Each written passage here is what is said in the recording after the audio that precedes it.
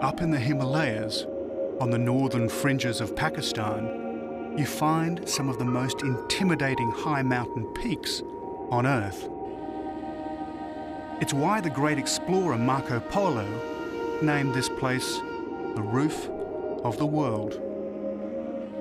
And below these mighty peaks lie valleys untouched by modern civilization. This is a world where supernatural forces and ancient mysteries control people's daily lives. One valley in particular has captured the imagination of the world. A place so perfect, so harmonious, that it brought health, long life, and enlightenment to all who lived there. To find it, I must climb rugged mountain peaks, cross glaciers and snowfields, as I search for the truth behind Shangri-La.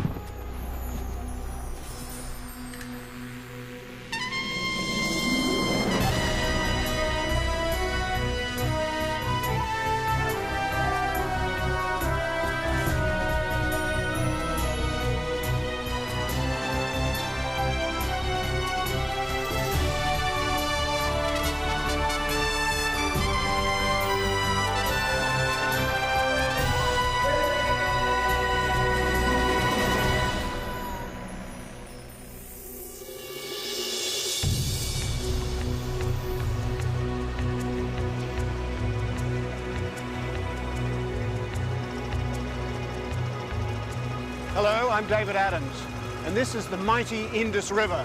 It flows from high in the Himalayas down across Pakistan, and up near its source, there's supposed to be a place called Shangri-La.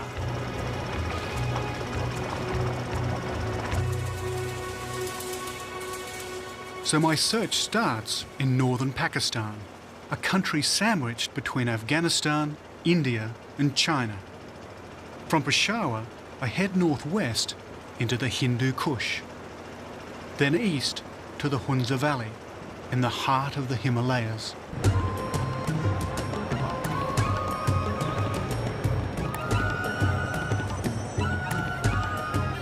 Peshawar is a frontier city, and that's what its name means, frontier town.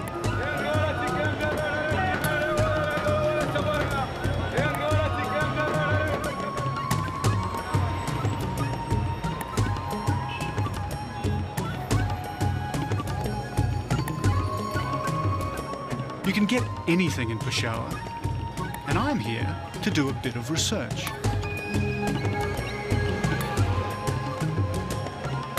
I'm looking for a book called Lost Horizon, a British novel that provides the inspiration for my journey. And in Peshawar, there's a shop that should surely stock books by British authors, the London Book Company.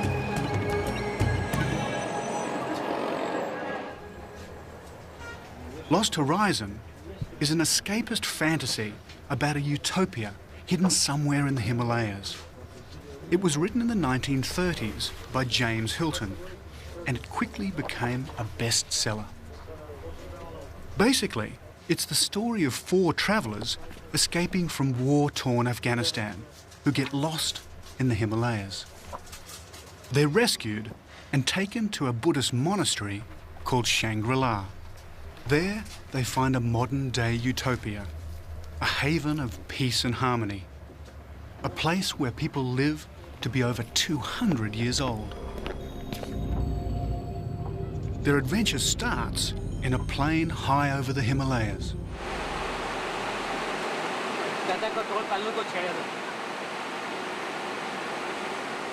Of course, there was no Shangri-La. Hilton himself claimed it was a fictional place. But with the Western world on the brink of World War II, people wanted to believe it, and so a myth grew up. Maybe Hilton was hiding something. Maybe Shangri-La was inspired by a real valley, somewhere down there. Well, the only clue that James Hilton gives us as to the whereabouts of Shangri-La is to say that the plane flew past K2 and Nanga Parbat, 2 of the highest mountains in the world. After that, It simply disappeared.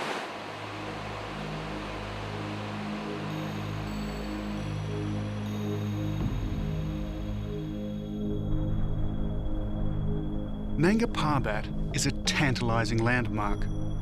But for anyone who survived an aeroplane crash in the 1930s, the chances of survival up here would have been slim.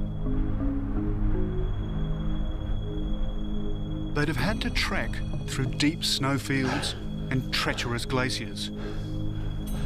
They'd have had to breathe in a rarefied atmosphere at altitudes of 20,000 feet, 6,000 metres or higher.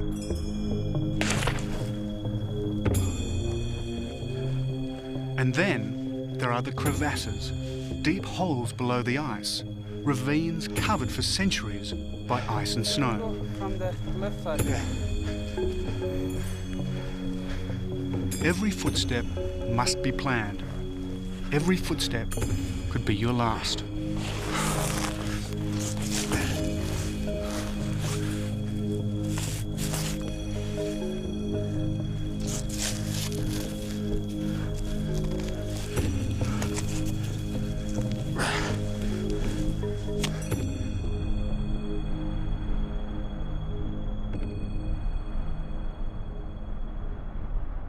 Nanga Parbat is the mountain that was James Hilton's last connection with reality.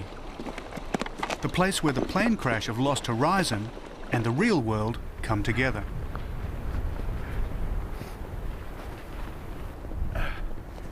Well, we didn't quite make it to the viewpoint of Nanga Parbat. The snow's getting a bit too deep, and I can tell you it's very cold. I'm sounding a bit funny because my mouth is freezing up. This is about -20. This is, without doubt, one of the most extreme places on Earth.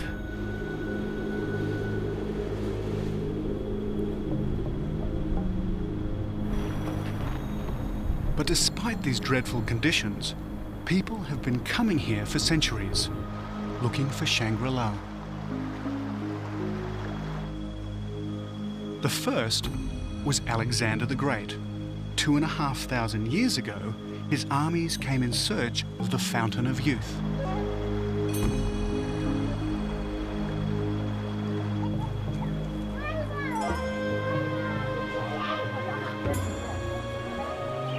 His quest started where mine starts, in the Bombaret Valley, a remote corner of Pakistan, on the border of Afghanistan.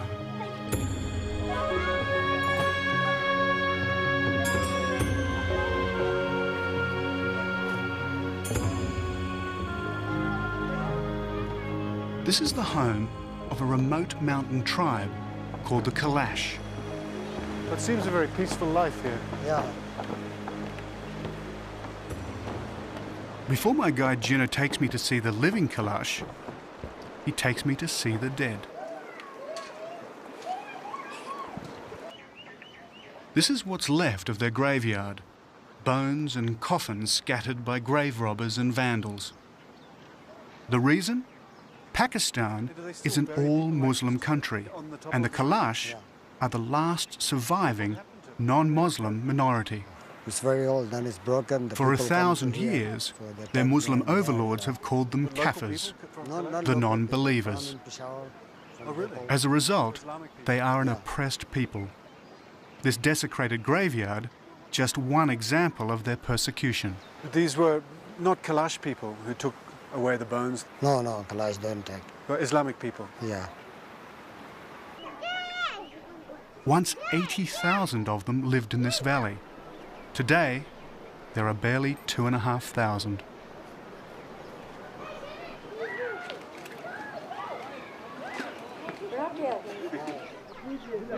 If anything, the Kalash look more European than Pakistani.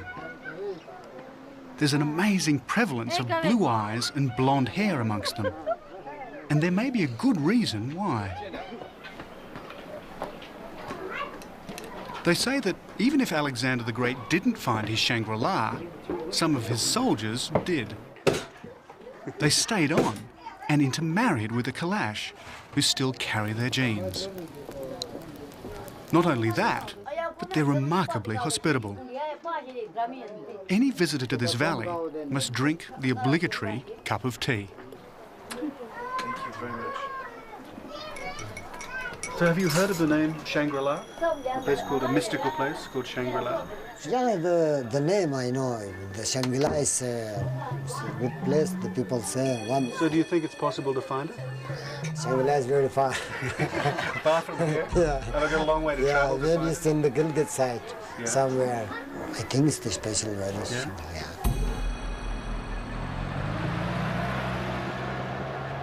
So if I'm to find Shangri-La, I must seek elsewhere. I cannot stay long in this beautiful valley. Jinnah is heading south to Chitral, and there's an event on in town that he wants me to see. But there's another, more compelling reason why I must keep moving. As the great snow-clad peaks glow in the alpine light, they send out a chilling warning. Winter is approaching. My search for Shangri-La will be a race against time, as the early snows of the Himalayas threaten to cut me off and imprison me in this remote corner of the Hindu Kush.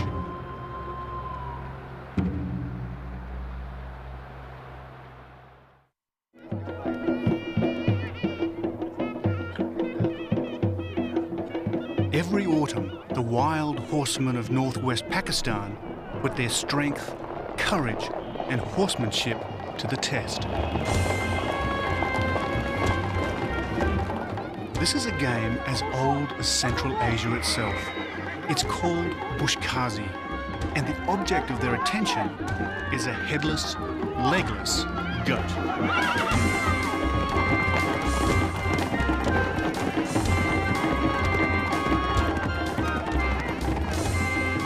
I'm in the frontier town of Chitral, up near the Pakistan-Afghan border.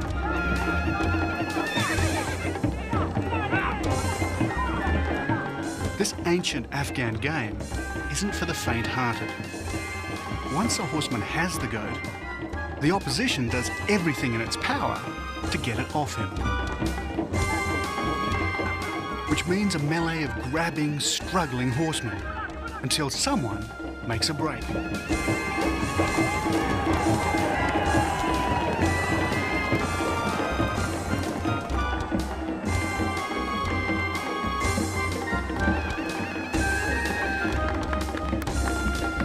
As far as I can see, there are few rules.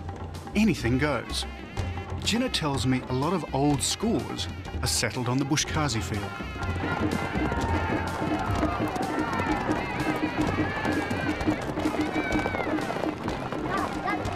Bushkazi started as a practice for warriors to pick their wounded comrades from the field of battle. And new heroes are still created with every game.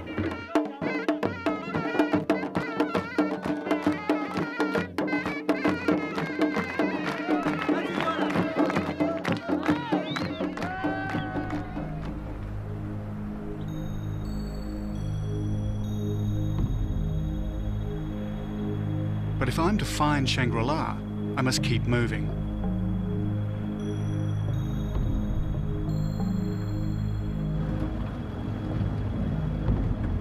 The first autumn snows are already falling, and there's only one road out of the Chitral Valley. Time to hitch a ride.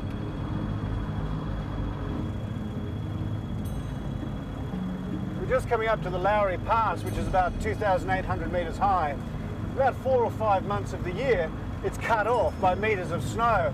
And that's what makes these valleys so separate from each other and why the cultures are so different, because you just can't travel for many months of the year. It should be open now, even though it's November and the snows have started to fall, but you just never know in this country if you can get through or not. I've now left the Hindu Kush, and I'm entering the Himalayas proper. My destination is the Swat Valley. That's if we ever get over this pass.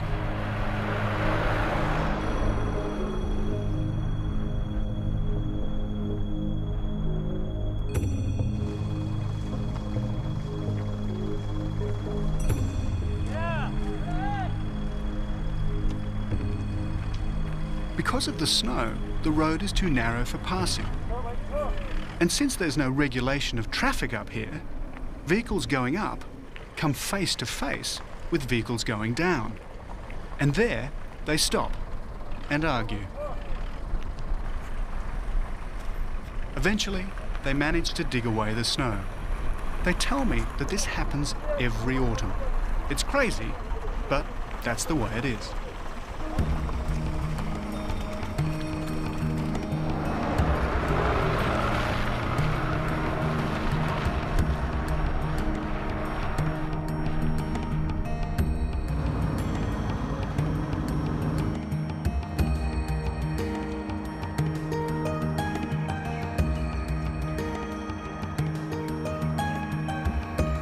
Well, we made it, but it was slow, nearly 8 hours to travel just 50 miles, or 80 kilometres.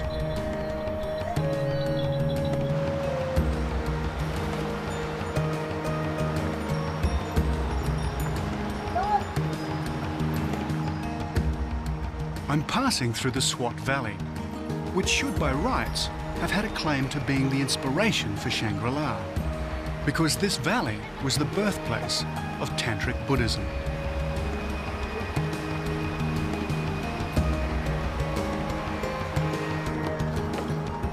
Not that long ago, there were over 1,400 Buddhist monasteries in this one valley alone.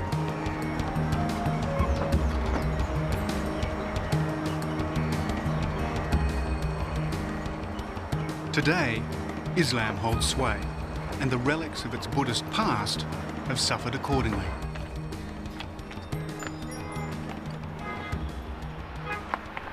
This is one of the sadder realities of this part of the world.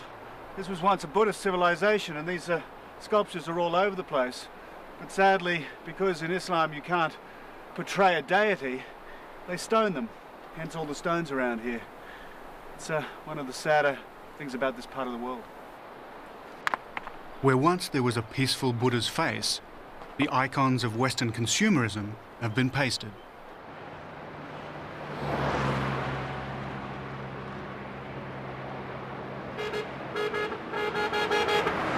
So how did James Hilton envisage Shangri-La?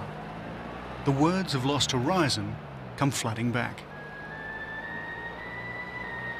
Shangri-La was touched with mystery. Listening intently, he could hear gongs and trumpets, and also the massed wail of voices. He found the traditions, both Buddhist and Christian, very reassuring. The whole atmosphere was more of wisdom than of learning.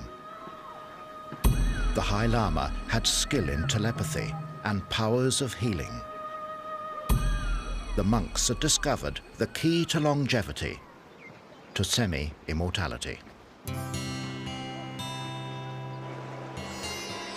30 or so years after Hilton wrote those words, another group of people searching for Shangri-La flocked to the Swat, the hippies.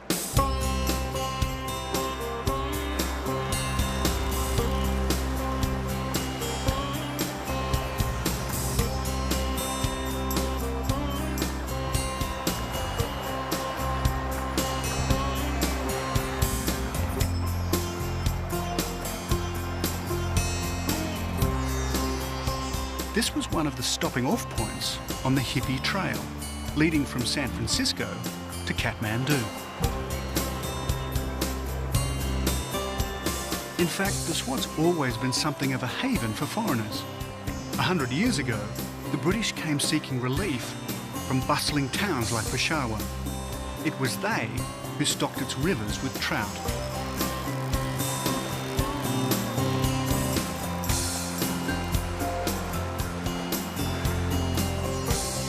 My companion Moambar Khan has benefited from both associations. He likes fish, and he used to run a boarding house catering exclusively to hippies, even if he didn't always approve of them. Woman, like, if woman legs is looking, legs, this is bad in Islam. When the woman here looking, this also bad in Islam. But if you take your trouser out and you put short trouser, and when you walk now, also the people put you stone or say, look, this stupid man. So if I was wearing short pants, would they throw stones at me? Yes. And they're thinking, "Pa, you very bad man." Yeah. Because like you, like animal, no understand. Go in the street and no clothes.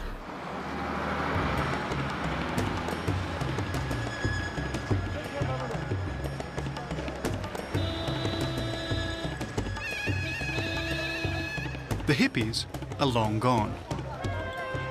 Free love and Islam were never going to mix, nor were the guns.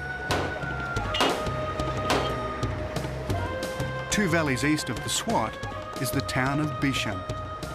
No one bats an eyelid here as gunfire racks the streets.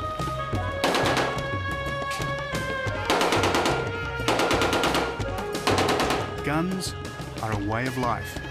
Blood feuds are an institution. These inter-family, inter-tribal battles cause thousands of deaths every year. The penalties of the ancient system magnified 1,000 times by the killing power of modern weapons.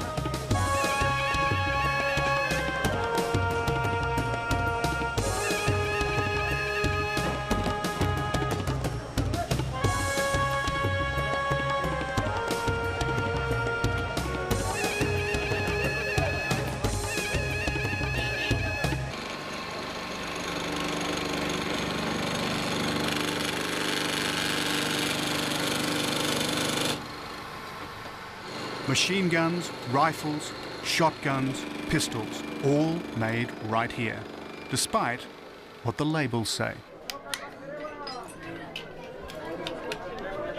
It says made in Italy here. Not made in Italy, made in Bishan. They make ammunition here too. It's estimated that 60% of all Pakistani men own a gun. In fact, more children will learn to use a gun here than will finish school. So, a valley that makes so many deadly weapons is hardly a place of harmony and boundless peace. Like the hippies, it's time for me to go. But my next stop is hardly Shangri-La either. I'm about to come face to face with the supernatural at a Pakistani exorcism.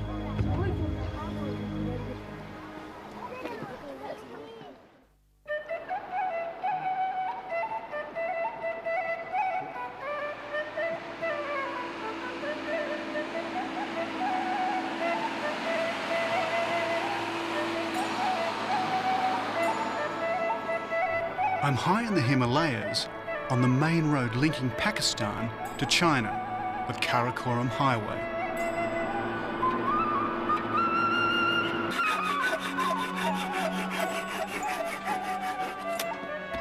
Each year in Pakistan, they hold a competition to see who's got the most beautifully painted truck. Trucking here is a family affair, and each family takes pride in making its truck more gaudy and highly decorated than the next.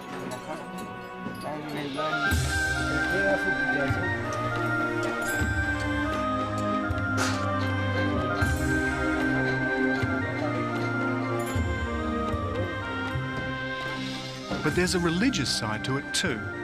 The paintings are spiritual, symbols that will hopefully protect their trucks from the dangers of the road. And it's in one of these mobile art galleries that I hitch a lift up the Karakoram Highway. The highway takes me deep into the Karakoram Ranges, a part of the Himalayas which boasts some of the world's highest peaks.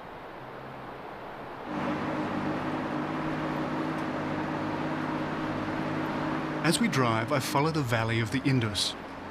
In James Hilton's novel Lost Horizon, Shangri-La was supposed to be somewhere near the source of this great river.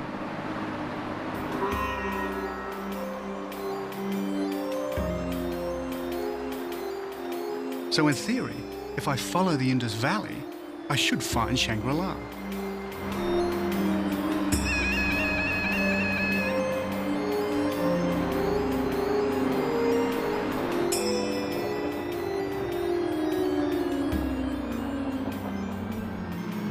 At the wheel is a Pathan.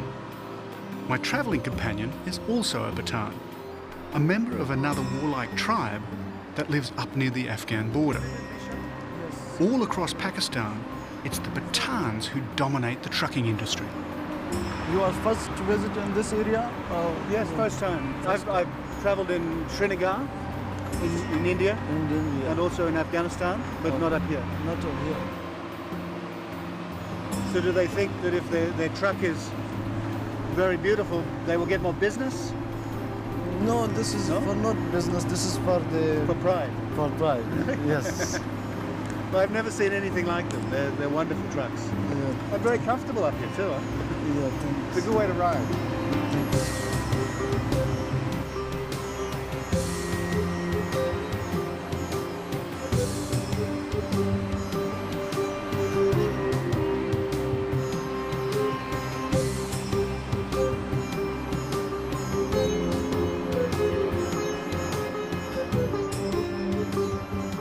The higher we go, the closer we get to the roof of the world, the lofty Karakoram Ranges, where the world's second highest peak, K2, reaches over 28,000 feet. That's over 8,500 metres.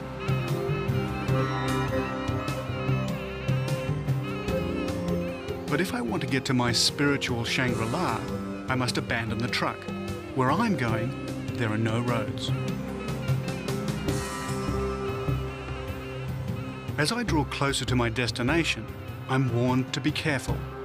The locals believe powerful spirits, fairies, live on the snowline. Keeping on the right side of these fairy spirits is very important indeed. This is a superstitious world. This man is believed to be the subject of a curse. He's not responding to conventional doctor's treatment. He's feverish and his body's racked with pain. So they call in a shaman, a medium who communes with the spirit world. It's hoped he can locate the cause of the problem.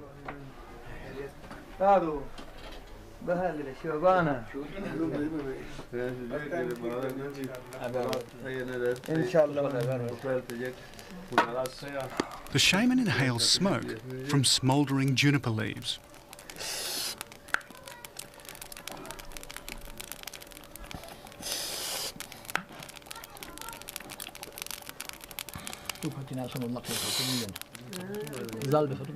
Juniper smoke and deep breathing induces a trance.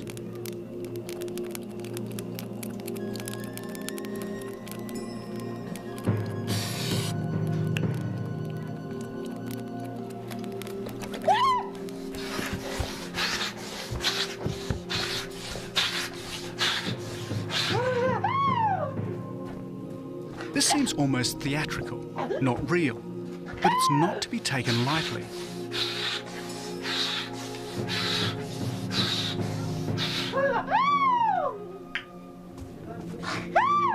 People here have an unshakable faith in the supernatural. Those who believe themselves to be cursed often die.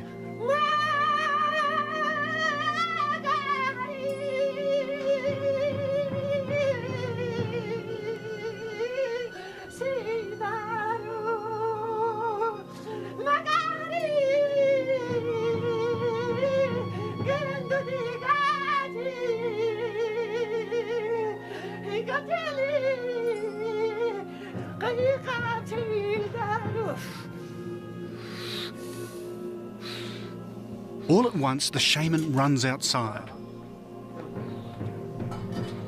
At first, I admit I suspect a trick, but the ground is undisturbed.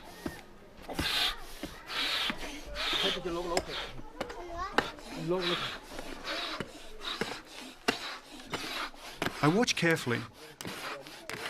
How does he know to dig here? Obviously, the shaman thinks there's something here causing the old man's disease.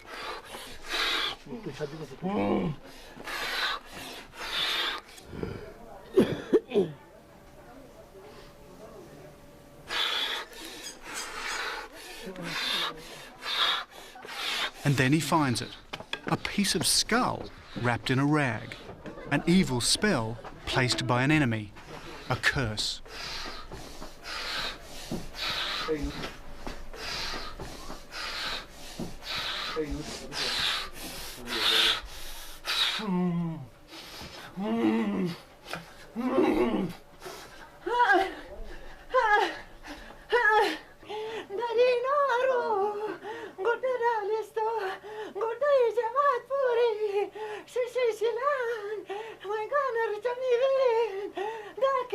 the trance isn't over. He continues his communion with the spirit world until, totally exhausted, he faints.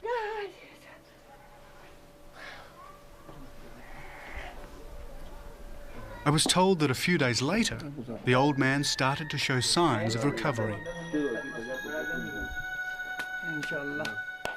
As for the shaman, his job isn't over yet. Tomorrow, in an extraordinary public séance, he becomes a prophet for the whole village.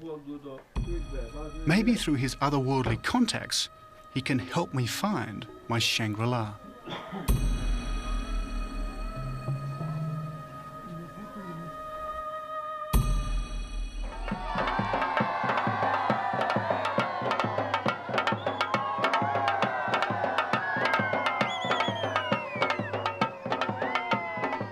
Much of Pakistan is Islamic in the extreme, but up here, in the country's far north, villagers still often commune with the supernatural. Today the shaman uses his spiritual powers to establish contact with the dreaded mountain spirits. He's trying to find out what they have in store for the village for the rest of the year. I'd have to say, I've never photographed anything like this before. Never seen anything like it anywhere I've travelled. Once more, the juniper smoke does its work, inducing a deep trance in the shaman, who's now hallucinating.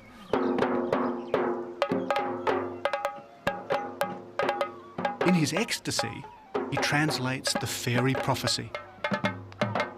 If he looks sad, the news is bad. If he looks happy, the news is good. Fortunately for the villagers, he looks happy. At pagan rituals like this, they slaughter a goat, and in a macabre twist, the shaman grabs it.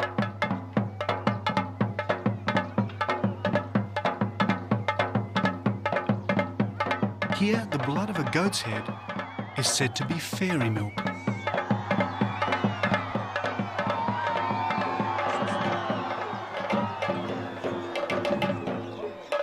I had half a mind to ask the fairies through the shaman if they could help me find Shangri-La, but I guess this was their reply.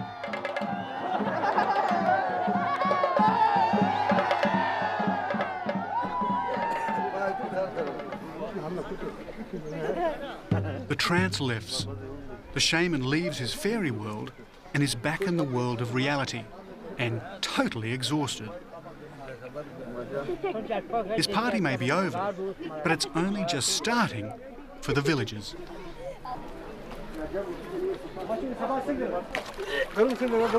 As he washes the blood from his face, they celebrate the fairy message. It'll be a good season and a prosperous year for the farmers of this valley.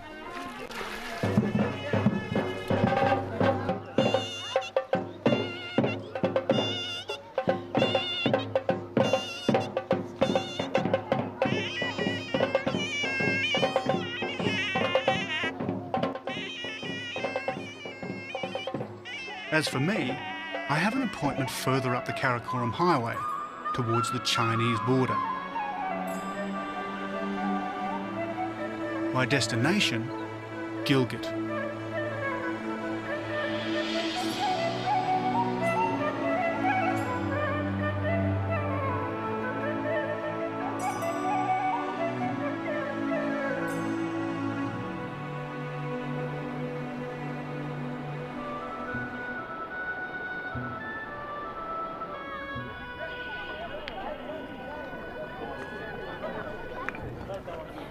Gilgit is a town little known outside Pakistan. However, to the locals, it's known as the home of a game which has become associated throughout the world with the rich and famous, polo. Oh, I know. I'm just, I like to get a horse to know me before I get on him. He smells me and he knows me. It's good. Let's just take these down a bit. But you don't have to be rich to play polo in Gilgit. You just have to be a good rider. And while I've ridden horses all my life, I've never played polo.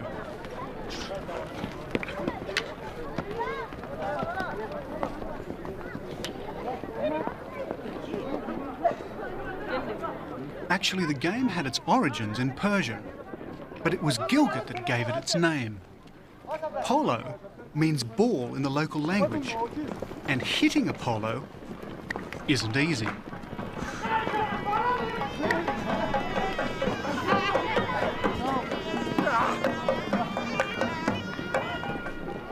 Back in the days of the Raj, when the British Army was here, the cavalry officers were captivated by this game. That's how polo travelled to England, and then on to the rest of the world.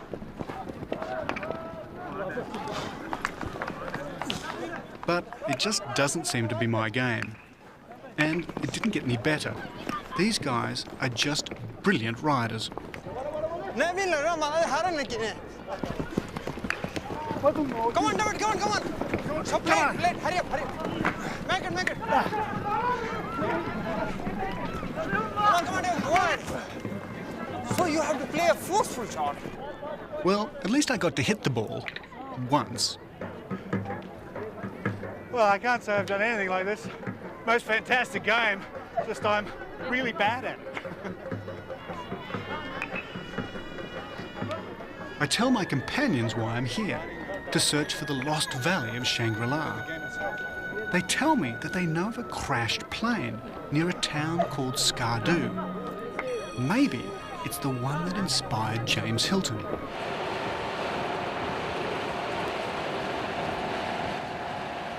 According to Hilton's novel, Lost Horizon, Shangri-La was supposed to be near the headwaters of the Indus River. It's also supposed to be somewhere not too far from the mountain Nanga Parbat. That makes Skardu a candidate.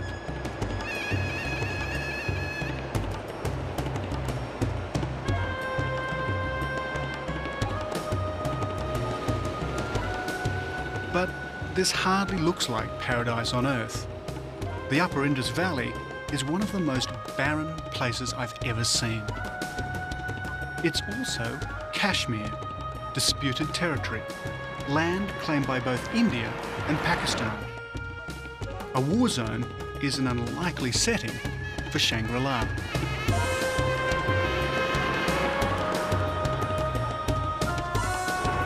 But it's here all right.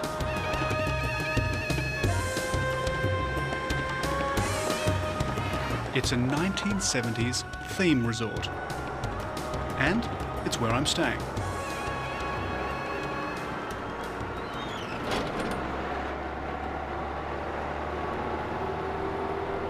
As we drive closer, there's the remains of the crashed plane I was told about. The buildings have a Buddhist air about them, but closer inspection reveals that my journey is far from over.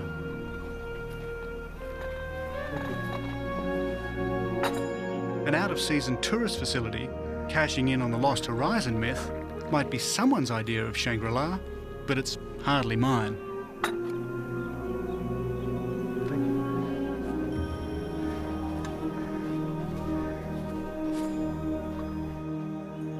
Mind you, the lake does lend an air of peace, and after 10 days on the road, this tea is wonderfully therapeutic.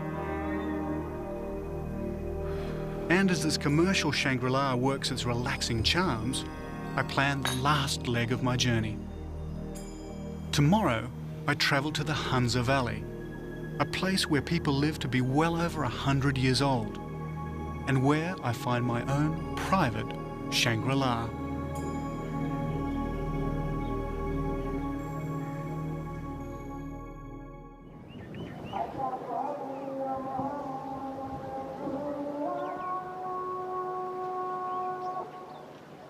Hidden deep in North Pakistan, not far from the world's second highest peak, K2, is Skardu. This remote town is a mecca for climbers.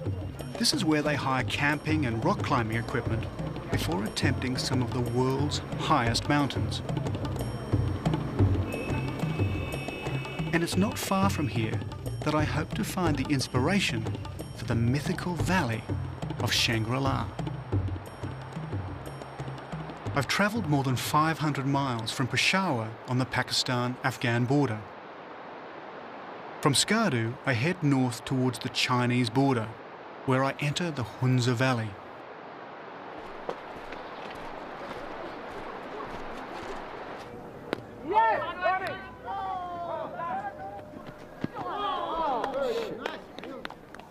But first, a game that's penetrated the remotest corners of the old British Empire. Cricket.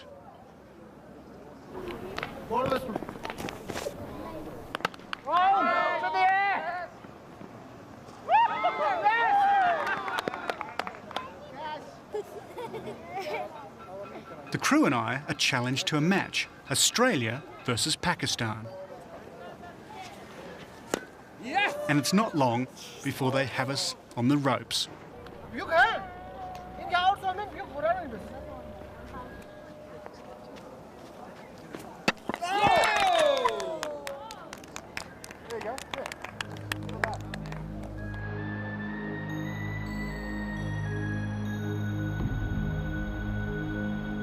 Back in the days when the British Army ruled India and what's now Pakistan, this was literally the ends of the earth. Or the earth as the British knew it some 70 years ago.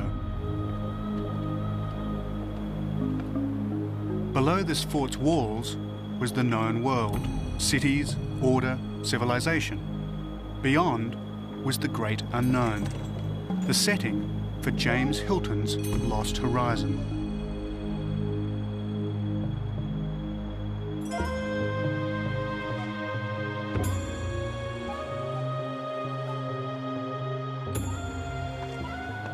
Well, as you can see, this fort commands quite a presence over the valley.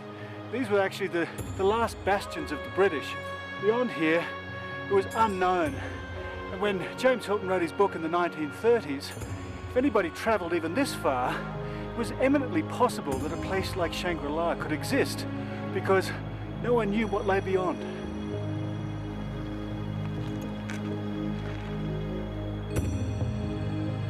So if I'm to find the place that provided James Hilton's inspiration, I must enter this great beyond.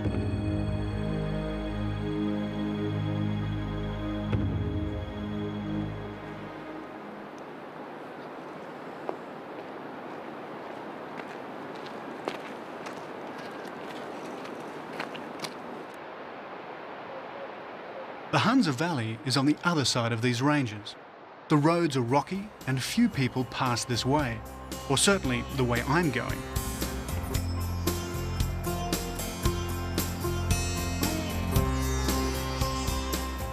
And as I enter the valley, I immediately get a sense of the timelessness I'm looking for.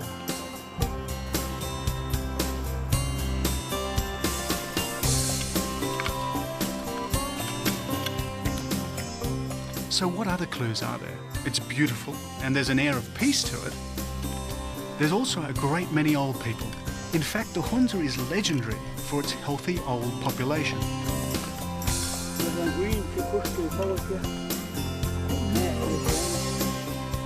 It's said that up here, people regularly live well past 100 years of age, if not older.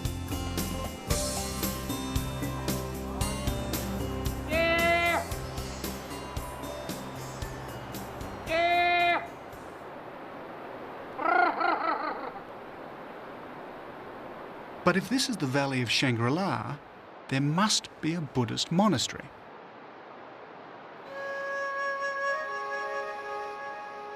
And there it is. At the head of the valley sits a building with a distinctly Buddhist look. A building that fits the description of Shangri-La better than any I'd seen anywhere in the Himalayas.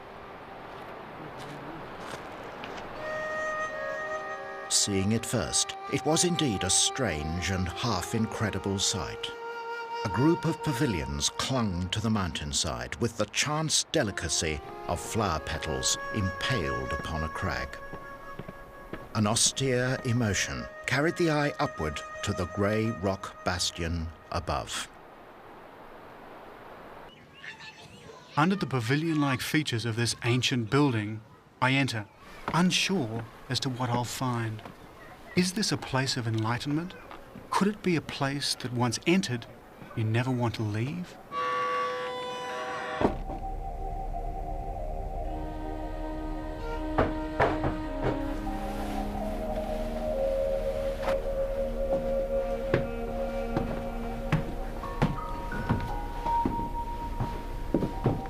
I sense I'm alone, And then again, I'm not sure.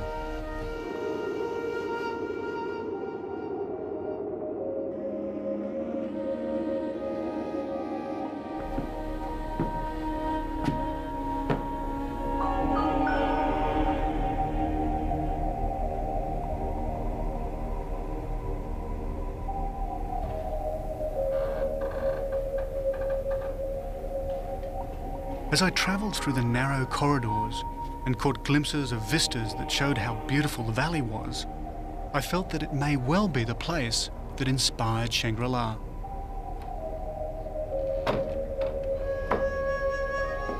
In the book, the travellers who finally arrived at Shangri-La always had a sense that they were being watched, that the monks and other residents never had more than a faint physical presence.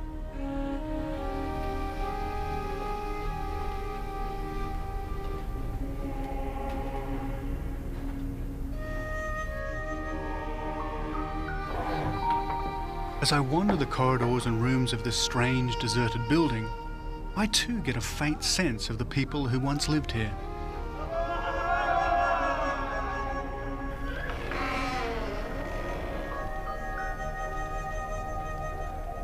History relates that this fort was built in the 15th century by a family that ruled the Hunza.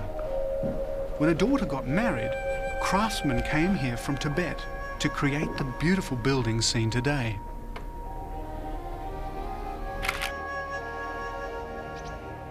So perhaps that explains this building that's more fort than monastery. But the question remains, was this the inspiration for James Hilton's fantasy called Shangri-La? As I read on the terrace above the valley, as if by magic, the answer appears. Ijaz is the custodian of this building. He's lived in the Hunza all his life. If anyone knows of its links to the Shangri-La myth, surely he does. Before the arrival of British, this was an independent kingdom. Finally, the British were fearing of a possible Russian movement through this valley down to India. That is why we had a battle with British troops in December 1891. And so what happened after the British came? Did it change? No, until 1938. Probably this was the time when James Hilton, the writer of... So you think he came here? I suppose he came here. So this might have been what he designed Shangri-La as? This might have been an inspiration for writing his famous novel. Yeah?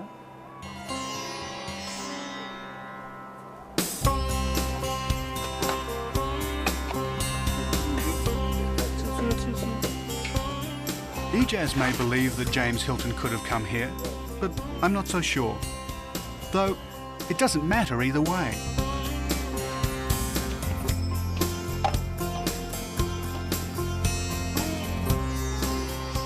I set out on this journey knowing that Shangri-La was the invention of a master storyteller, and it does no harm to believe that heaven could exist on earth.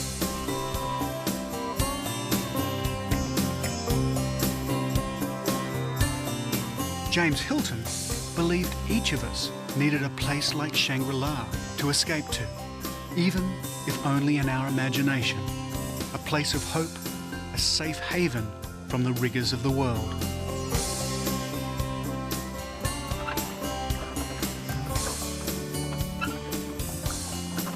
So for me, this has been as much a search for inner happiness as it's been an external journey to find Shangri-La, my heaven at the ends of the earth.